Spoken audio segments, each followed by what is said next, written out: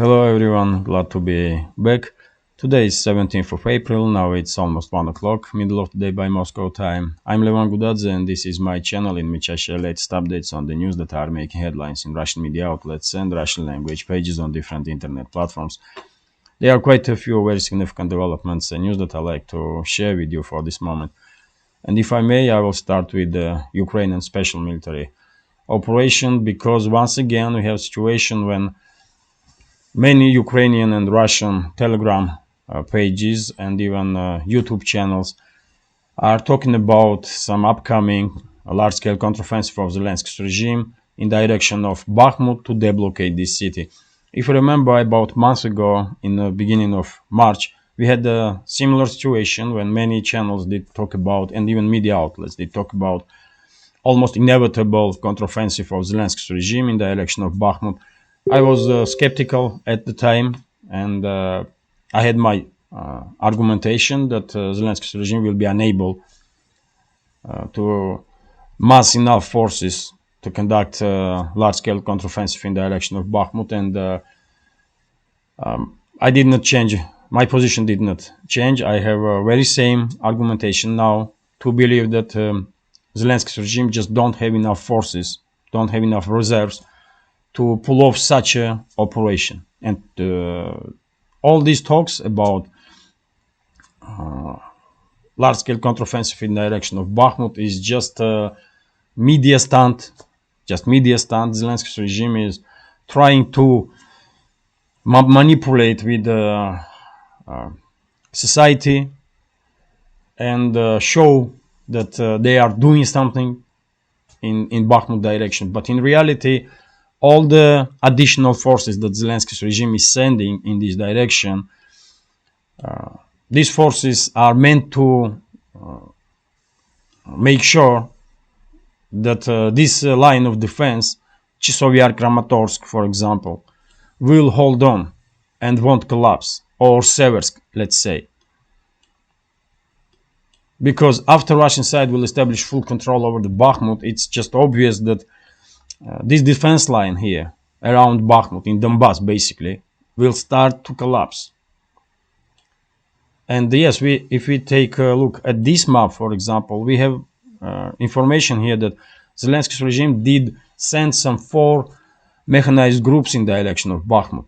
And some experts and some channels did start talk about again this counteroffensive that these forces have been sent in this direction to conduct to deblocate Bakhmut, but it's not like that, in my opinion. These forces have been sent to make sure the defense line will hold after Bakhmut will become under full Russian control.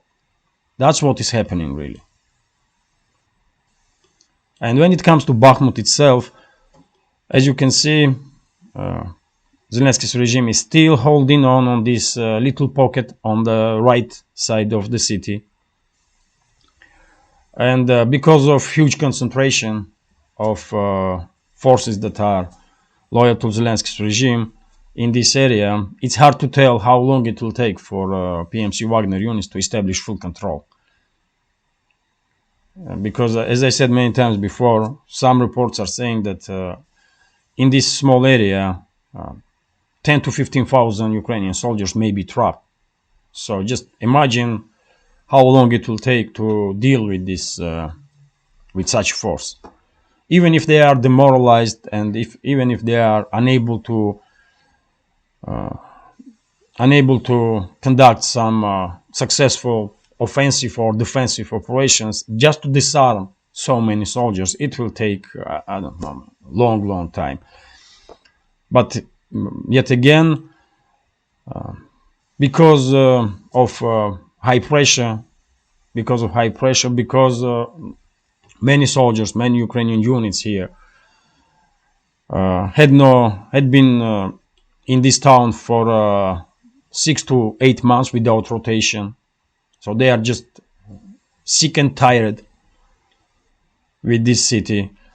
And because of low morale, basically, in Ukrainian army, they may collapse. This little pocket may collapse like in any moment, and we may see withdrawal of those forces in direction of Chisovia in panic mode. In panic mode, and maybe that's why Zelensky is sending additional forces around Bakhmut. One is in direction of Seversk.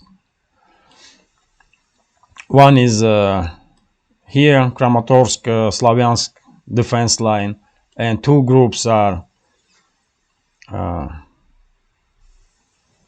on south side of Bakhmut. These forces are there just to make sure that line will hold. That's my take on it anyway. But let's see, man. Let's see. Maybe Zelensky's regime will somehow manage to conduct a large-scale counteroffensive in Bakhmut direction, and maybe they will even deblockade this city. It will be some unbelievable story, but yet again, I'm very skeptical that they will be able to do so. When it comes to overall situation on the front line, it's the usual stuff. Donetsk direction is very active, as usual. Marinka and Avdiivka especially. Of course, Bakhmut itself is very active. And the rest of the front line is mainly artillery duels. Mainly artillery duels between the sides. So let's continue with some other news now. And this is TASS News Agency's report, which is based on statements from military expert from LNR, LPR, Lugansk People's Republic, Vitaly Kiselyov, and this military expert did said that in preparation of counteroffensive in direction of Azov Sea, Zelensky's regime will activate its assets on the territory that are under Russian control, DRGs, recon and sabotage groups. And he is basically, this military expert basically is warning Russian side to take some additional measures to make sure that these sabotage groups will be neutralized. Before they manage to do some real damage. It's also it's obvious stuff, isn't it? No surprises here. No surprises here because for the last let's say 2-3 weeks, we already see activization of Zelensky's regime in the direction of this land bridge between Crimea and mainland Russia. Zelensky's regime almost on daily basis now shelling Melitopol city here. This is Melitopol, by the way, almost in the middle of this land bridge. Zelensky's regime, Zelensky's forces did become more active again in direction of Novaya Kakhovka and in Kherson region basically, and there are some attempts to cross the Dnieper River and establish some bridgeheads, but they are unsuccessful. And of course, we know that Zelensky's regime is massing forces in Zaporozhye and Kryvyi Rog and direction, also in Kherson region. And as I understand, all the Western military equipment, latest military equipment that Zelensky's regime did receive, will be part of this counteroffensive that almost everyone is waiting for now. Just a few days ago, I did report that first Leopard tank was destroyed by Russian side in Kherson region. I was surprised that they sent a Leopard in Kherson, but who knows, maybe they have enough Leopards now that they can send not just in Zaporozhye direction, but also in Kherson direction. And once again, if you remember, I said many times that Zelensky's regime will definitely try to establish control over this dam here on this waterway on the Dnieper River to move heavy military equipment from right bank to the left bank. And to achieve success in this direction, Zelensky's regime will need to first establish some bridgeheads next to Novaya Kakhovka, next to this city. That's why they are quite active in this direction, sabotage groups especially. But once again, talks about this counteroffensive has been taking place for so long that I'm quite sure Russian side is well prepared to deal with any possible counteroffensive of Zelensky's regime. Let's continue with some other news now, and this is RIA Novosti's report that Slovakia did deliver to Zelensky's regime 13 MiG-29 fighter jets that they promised. They only had so much, so they basically sent all of the MiG-29s to Zelensky's regime. No surprises here, but what is interesting that according to this information, MiG-29s were delivered to Ukraine by land, which is shows that these extremely Russophobic regimes in Slovakia or in Poland, they do understand that once planes will take off from air bases in those countries to conduct operations in Ukraine, they will become actively involved in this operation, and these bases at least will be legitimate target for Russian forces. That's why probably Slovakia did send those MiGs by land. And some of them probably already are destroyed.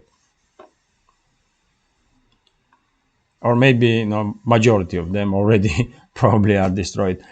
Let's continue now, and as you know, Chinese defense minister is in Russia.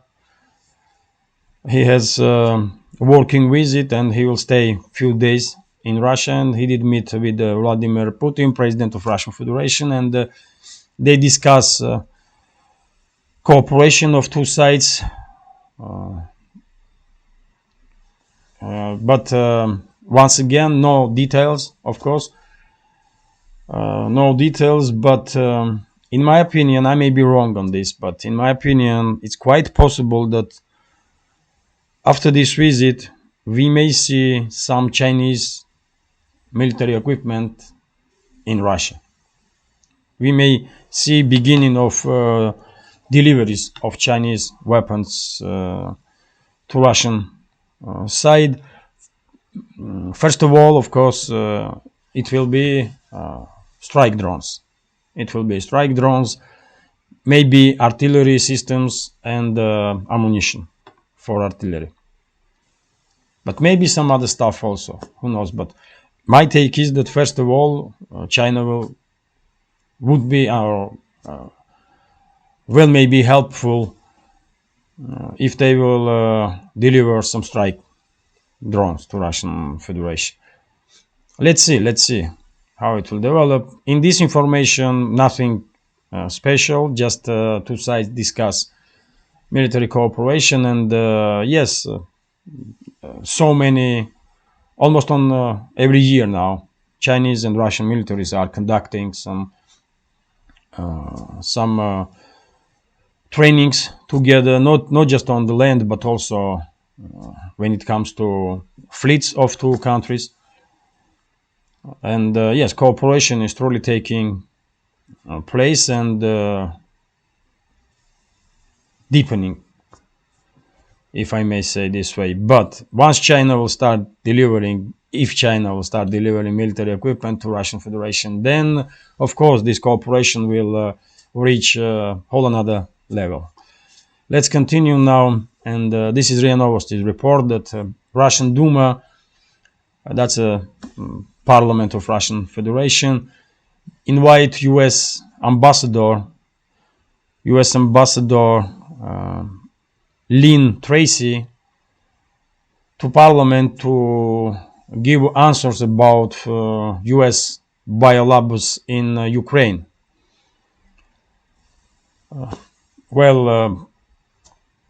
Ambassador will probably visit Duma, but of course she's not gonna say nothing about those biolabs. She will talk some crap that it's just for civilian purposes, those laboratories, and they do no harm to nobody, and just rest of it. But question is rising, if it's civilian stuff and for peaceful purposes, then why militaries are controlling? Why US militaries are in control of those laboratories? It's a legit question, isn't it?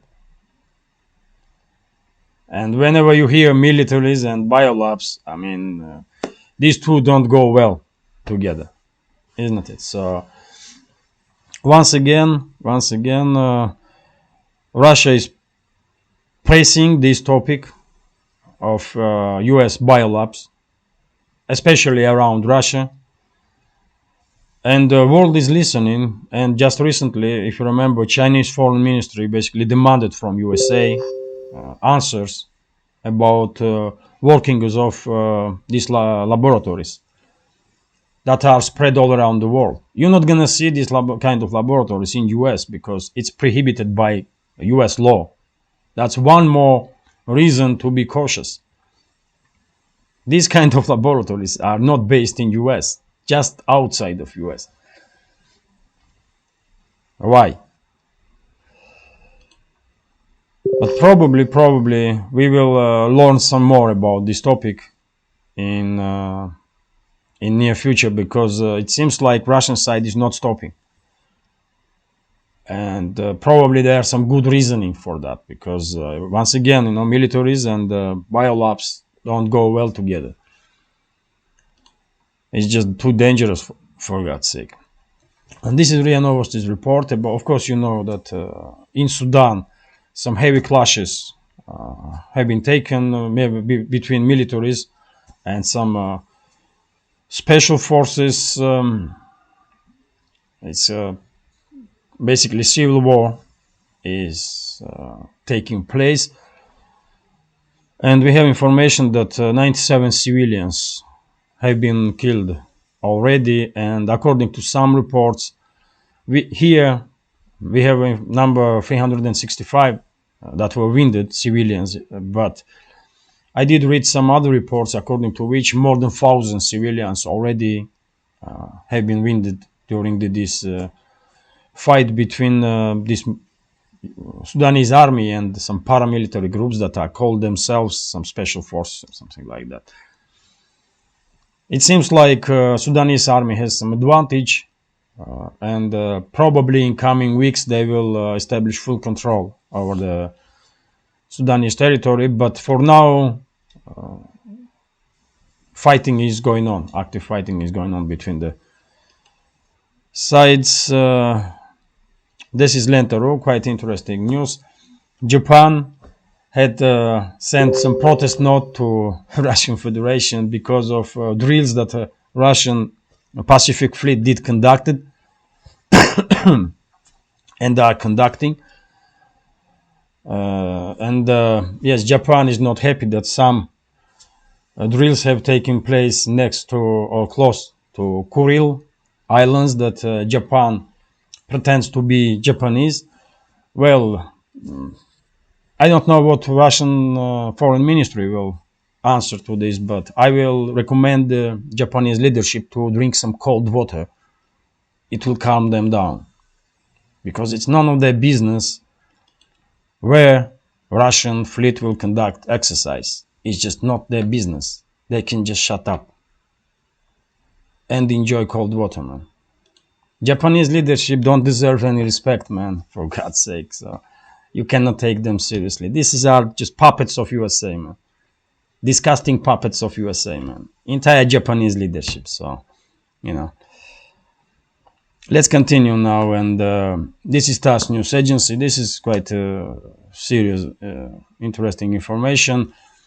Maybe you are familiar with such a public figure in Russia, that Vladimir Karamurza. He is opposition, member of radical opposition, we may say, in Russia, and he is a journalist, publicist, quite famous in Russia at least, and he's a very pro-Western. Very pro-Western individual, that's at least to say. Maybe he has some contacts with Western secret services, because he been sentenced to 25 years in prison for treason.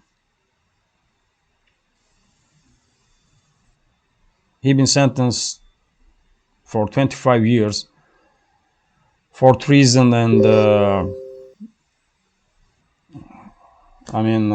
these kind of accusations don't come from nothing, really. So I have no way to confirm or deny this information that he committed treason, but that's what Russian security forces are thinking. And yes, he will spend some time in prison now. But yes, once again, this part of opposition in Russia, there are two groups of opposition. One is play according to law, according to rules. They are systemic opposition. They are part of system. And we do see these opposition parties in parliament, for example, in Duma. And they are second group of so-called opposition, and they are outside of system. And they are quite radical, and almost all of them had close ties with the State Department of US. All of them were frequent guests to US Embassy.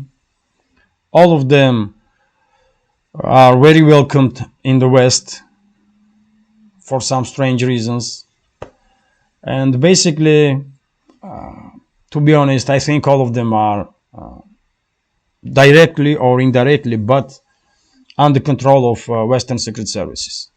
So I cannot support this kind of individuals. No. Anybody that, who has any ties with Western elites, cannot be trusted, in my opinion. But yet again, when it comes to sentencing people to real time in prison, then prosecution must have some proof, and because he was sentenced, probably prosecution did provide all the necessary facts that this person, Karamurza, committed treason. So I have no sympathy to this person, man. I cannot have sympathy to anyone that has any ties to foreign powers. That's it, man. You know. Let's continue, and this is RT's report, and this is quite interesting. Let me check how long is this video. 23 minutes. Okay.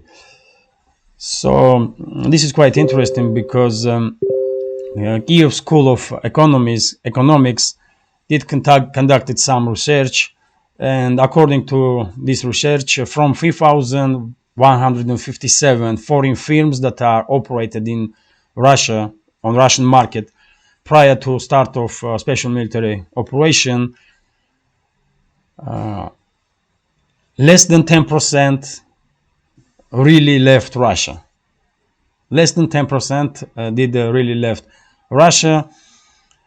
Around 200 companies, little bit more companies, about 500 companies stated that they will leave Russia, but they still operating in Russia, or they are represented in Russia one way or another. And the 2,400 companies did not give a damn about all those Western sanctions and the rest of it. They still operating on Russian market. They did find a way to stay on Russian market, and good for them, really. Because if you are a businessman, if you run your business, and if you are represented in Russia, and if you're making a lot of money in Russia, then why should you leave just because elites of your country are not happy with Russia? I mean, why you should leave? Man? It's your business, and if you are strong enough to withstand pressure from Western elites, then good for you. Stay in Russia and do business. That's it. And Zelensky's regime seems like are very much unhappy about these numbers, but yet again, who cares about Zelensky's regime? But numbers itself are quite interesting, isn't it?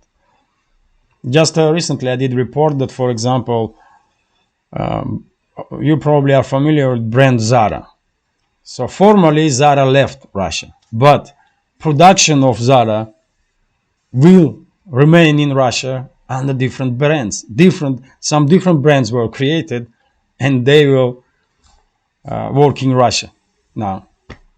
So it's all those businesses are finding a way to to somehow hold on their positions or their share of market in Russia. And yet again, good for them. And this is gonna be last news for today. Russian Federation is still number 4 when it comes to reserves of gold and foreign currency, which is quite an achievement, really. If we take in account all those thousands and thousands of sanctions from Western elites and pressure that Russian economy are under. And if it comes to numbers, number 1 with reserves, gold and currency reserves are China, of course. Where is numbers, man? Yes, China has over $3 trillion basically in gold and foreign currencies. More than 3 trillion, 3.3 trillion. I mean, huge amount, of course. Japan is second with 1.2 trillion, but one should always remember that Japan's debt is huge. Japan has almost 200% of debt compared to its GDP. So Japanese economy is in trouble, really. Swiss is number 3. That's quite impressive, really. $898 billion. Russia is number 4 with $574 billion. And India is number 5 with $560 billion. So Russia is in top 5. Believe it or not, but Russia is in top 5 when it comes to reserves of gold and foreign currency. And this is important. This is important because these reserves allow Russian side to, to operate more or less freely, because they knew they have some reserves to use if necessary to support economy or some sectors of economy. So it's a big deal, really. What is surprising that Russia still number 4 with its reserves. So this is it for now. I hope you will find this video interesting. If so, please hit that like button, leave some commentary about any topic you like, and if you can, please share links to my videos or my channel with your friends on Facebook, Twitter, Telegram, or any other platform that you are active on. This will greatly increase my chances to reach wider audience. And if you think this channel is interesting, has some potential, and deserves to exist in this field of news and political commentary, please consider to support with small donations through PayPal or subscribe to my Patreon page. You will see links under this video in the description box. So this is it for now. I wish you a great week, successful week, and a nice day. So yeah, take care and see you soon.